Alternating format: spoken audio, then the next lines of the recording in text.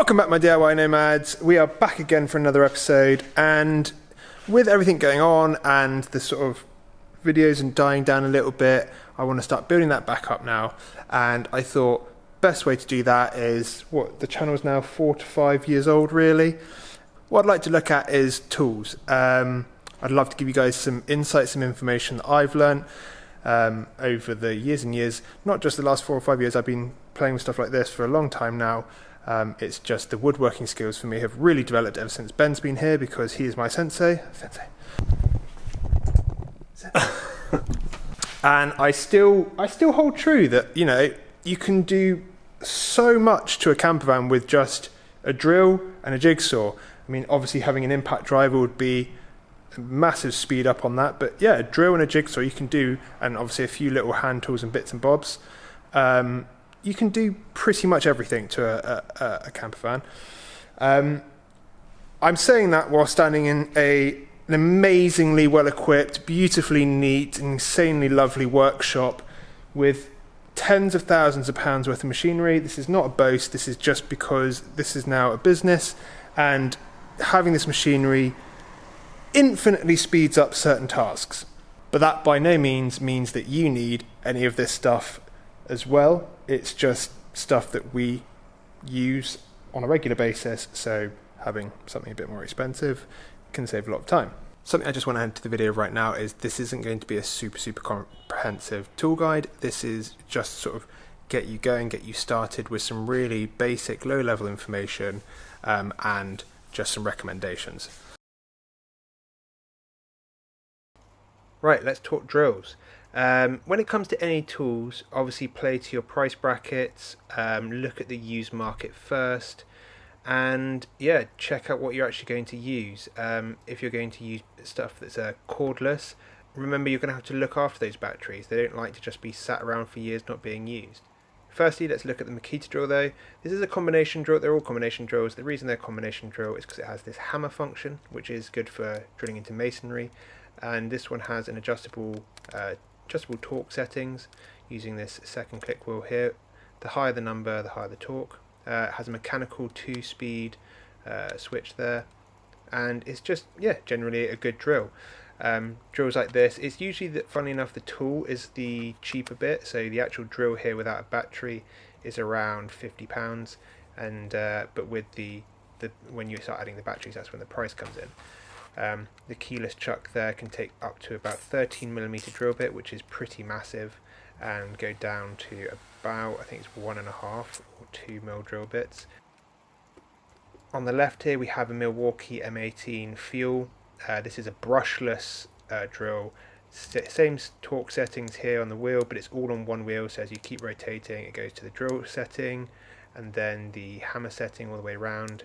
Has the mechanical 2-speed switch here at the back as well, and this is a really nice drill. Without the battery, this is around 110 to 120 pounds as of July 2022. Has this nice little work light as well, and really these numbers correspond to torque limits, so you can, the higher the number the more torque, and you can set it to a certain level and it will drill up to that point before the drill just torques out and doesn't drill anymore. For full drilling power, just switch to this icon. And then if you want to do masonry, so it will basically vibrate the chuck to help get into like walls and concrete and stuff, switch to the hammer setting. The battery system on the Milwaukee's here, they have the power indicator on the front, so here's just me switching it over. I do prefer the Makita battery system to the Milwaukee, so the Makitas just slide on and off really effortlessly with just one finger, as you can see here. The Milwaukees are a bit more tricky, and they do get a little bit more stuck, which is really my only complaint about Milwaukee. Milwaukee, they do make some amazing tools at the moment, but you can't lie, they are a really solid system. It's just that Makita battery system is really nice to use. Now, if you compare both of these drills against each other, you can see there the difference is pretty mad. Like the Makita is much longer compared to the Milwaukee, and that's where that brushless compact system comes in. The fact that it's that much shorter and so much more powerful is really impressive. Now, if we move on to a corded drill, this is just a Bosch one that I've had from the very start of my YouTube sort of time, and I have lost the handle that goes around the neck, but this is yet again another combi drill because it does masonry. It's got a speed adjustment wheel on the top there, so you can switch between drilling and the hammer setting, which, you know, as I said, is for masonry.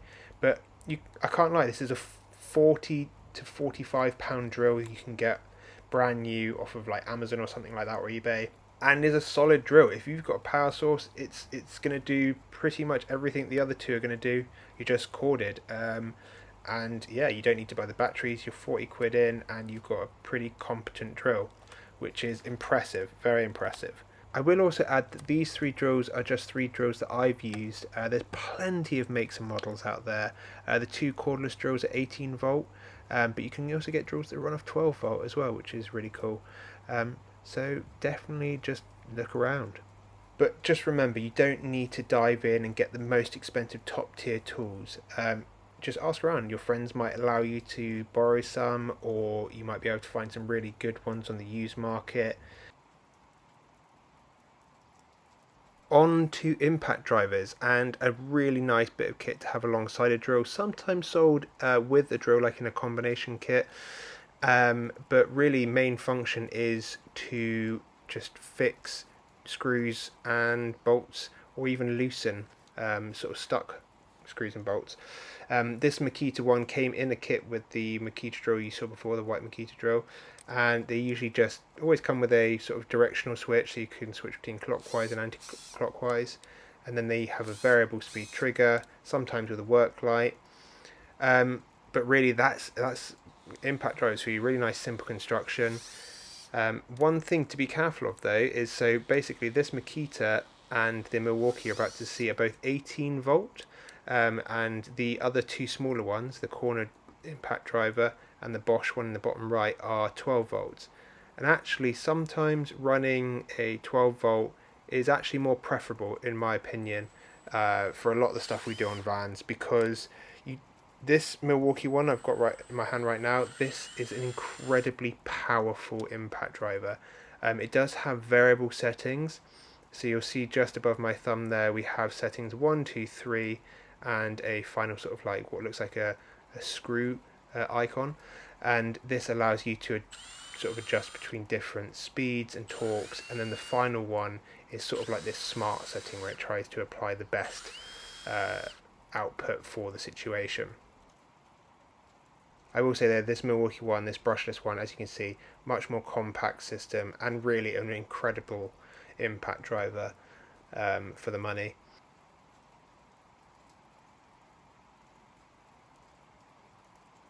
But then moving on, if we get this Milwaukee, this corner impact driver, I love this thing. And this has saved my bacon a lot of times. It just doesn't seem to run out of power, even with these tiny 2 amp batteries. It's so impressive, and it runs on the 12 volt system. So it's not overpowered. It won't like really overly tighten your screws. It does the job so well, and it can get into those really nice like tight areas that are sometimes a struggle to get into. Obviously not always very useful in certain situations. Sometimes the shape of it and the like, it can actually be annoying, but in the same way that the other impact drivers can be annoying to get into a tight space, and this one can be better, it just plays to its advantages. Yet again, a directional switch there just to change between clockwise and anti-clockwise, but a really nice compact system, easy to remove batteries, nice small light, really long trigger as well, so really nice and easy to use even when it's like down in a narrow gap, really far down a narrow gap. Now, staying on the 12 volt system, you're going to have to forgive me here because this little Bosch drill is actually a drill and not an impact driver. So it doesn't have that reciprocating hammer motion that really helps drive in screws. But I thought I needed to add it anyway. A really nice little, amazing little drill actually. 2-speed mechanical switch here, and the usual sort of torque adjustable wheel with full drill setting as well. and just a really nice, neat, compact package. When Ben originally got this, I was a little bit apprehensive, but I've been really impressed with this, and I find myself reaching for it so much just because it's light, easy to use. It really does drive home quite a lot of screws. It's not got the speed necessarily of the bigger impact drivers, but it does drive home some pretty big screws. So been really impressed. And what I like is these adjustable heads, so you can just unlock them, take them off just like this, and as you can see, this one here is really good for getting up to near to the edge of walls without the body of the actual drill itself pushing it away. Or you can have this more centralized bit holder, so it's a bit more like an impact driver, and you just flip it onto the hex shaft there, lock it on, and away you go. Or another one which is really cool is this keyless chuck that you can add on to the end, so it becomes literally a tiny micro drill. Yeah, I've been really impressed with this one. He's had it for a while now. It just doesn't seem to miss a beat, and these little 12 volt 2 amp batteries, because it runs a 12 volt system, even though they're like nowhere near the power of the other impacts, they just last forever and the batteries never run out. So yeah, really nice sort of thing to consider, and a really good system to consider if you're planning on a more compact, like maybe a portable toolkit to take with you. Okay, let's just do a quick little bit on drill bits and attachments you can use with your drill or your impact. Obviously this is nowhere near all of the stuff you could put in a drill, but just a few little useful tidbits. In the case of a drill, we've got these extended ones. The reason I like these just straight super long extended ones is because sometimes you can get extender shafts for your bit, but if you're trying to go into a really tight hole all the way through, this part here can actually get caught and you can't actually drive all the way the screw all the way in. So we like to have sort of all the different variations just so for every circumstance. But stuff like these little extenders are really useful, especially if you've got that locked in your impact to your drill, because you can quickly change the bit over with something else and crack on with the next job. Right, so probably my biggest tip for you guys is you've got two different bits here. So a lot of the time you're going to be dealing with like the number 2. So PH2, PZ2, that is the majority of mainline sort of screws and stuff like that you'd use. Now, don't worry about the colour. Colour means nothing right here for this explanation. But on the right, we've got a Phillips or PH2, and on the right, we've got a Posi-Drive or PZ2. Now, you'll see there's like these extra little ridges inside the PZ2. So from above, it's going to be really hard to show this actually. The PZ2 on the left is got like a star shaped, whereas the PH is more of just a cross. As a further example, this screw on the left is a screw for a PZ2 head. So this PZ2 will slot into that beautifully, grip it perfectly and drive it in really well. This on the right is for a PH2. So it slots in really well like that. Now if you try to use a PZ2 which is designed for a PH2, it won't be able to sit all the way in because those extra ridges and the way they're designed won't allow it to actually sit in there. So you're going to end up stripping the head of the screw, and the same goes the other way around. Using a PH in a PZ2, you actually end up just it spinning out and also grinding it out. So you really definitely need to use the right bit for the right screw. Trust me, it makes such a big difference in the long run. Just thinking that you can get away with one, it really doesn't work. This then leads me on to stuff like countersinking. Always useful to have a countersinking bit. This obviously, once you've drilled a hole, you can then obviously just drill out the sort of diagonal of the head of the screw so that you don't end up splitting the wood as you drive a screw in, and then you can get it to sit flush with the top surface. The only thing to be careful of is obviously if you put this in your drill and then you just push down really hard, you can make a very big counter-sunk hole for obviously a very small head. So you're going to have like this head that's buried in a massive sort of hole. So make sure that either you take it slowly when you're using a large countersink bit, or you choose a countersink bit that only sort of channels out a very small countersink, like this pre-made boy that does the drilling and the countersinking. It's got an adjustable height stop here, so basically this drills through the material at 3.5 mil, because that's the size of the drill bit. You can obviously get different ones, and then it will countersink up to this black piece, which means that you're left with the perfect countersunk hole for that screw to sit into. This is actually from Festool. These are very expensive, so I don't necessarily recommend you have to get these very nice bits and bobs, but you can definitely just get a normal countersink bit, a drill bit, and take your time and do it that way.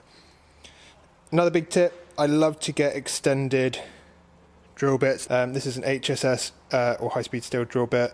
A good example of when we've used stuff like this is because this will drill through, as an HSS, it will drill through metal and wood. A good time that we've used this is when we've needed to go through the floor and into the steel of floor of the van, and so you just need that extra length to get all that way through. So also something to look out for are extended drill bits like that. Talking about countersinking as well, this is obviously up for debate and a sort of personal preference as well, but we actually really like to spend a little bit extra money and get these like more machined screws, as it were. So you can see there's like these ridges on the underside of the head. These actually really help countersink the head into the piece of wood. So even if you don't necessarily countersink after you've drilled a hole, this will help just get that screw in without sort of splitting the timber. Now here's my example. We've got a 3.5 by 40 mil on the left, with the underside of the head being very smooth there. This one is like a slightly more engineered screw, and it's got the sort of teeth on the underside of the head to sort of help with that countersinking as it gets all the way in. Sorry guys, camera just cut out. Right, let's do this again. One with the non-toothed head, and one with the toothed head.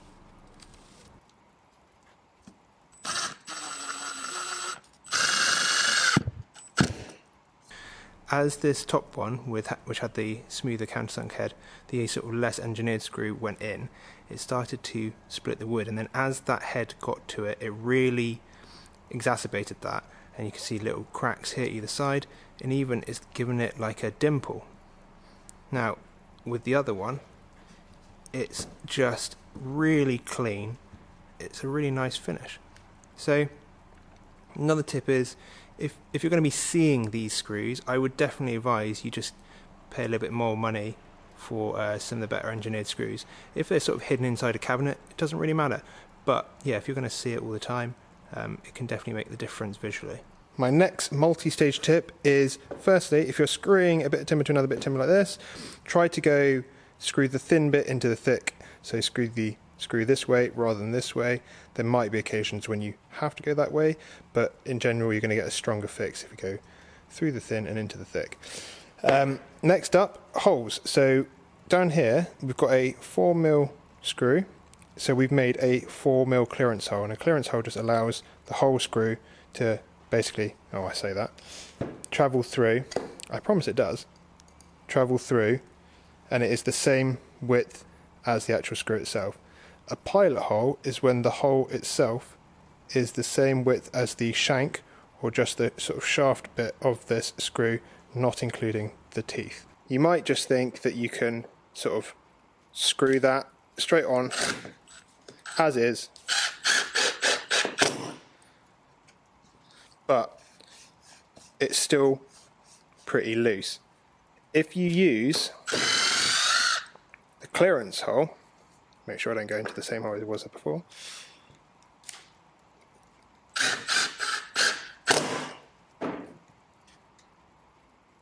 It is much harder to rotate and turn out. Now there might be times when you might be working near the end grain piece of the wood, or it's near the edge, and you might end up splitting the wood, and that's a time when you'd use a pilot hole on, for instance, the bit below, so that as the screw goes in it doesn't split the wood. But then you would probably use a clearance hole on the hole above, so it clears this wood, goes into here, doesn't split the bottom piece, but then tightly pulls the top piece to it. Right everyone, thank you so much for watching. I will bring out more tool videos over the next few days. I'll just break it up a bit so we get some more van content. If you have any tips yourself, please leave them in the comments below. But other than that, thank you so much for watching, and I'll catch all you DIY nomads next time.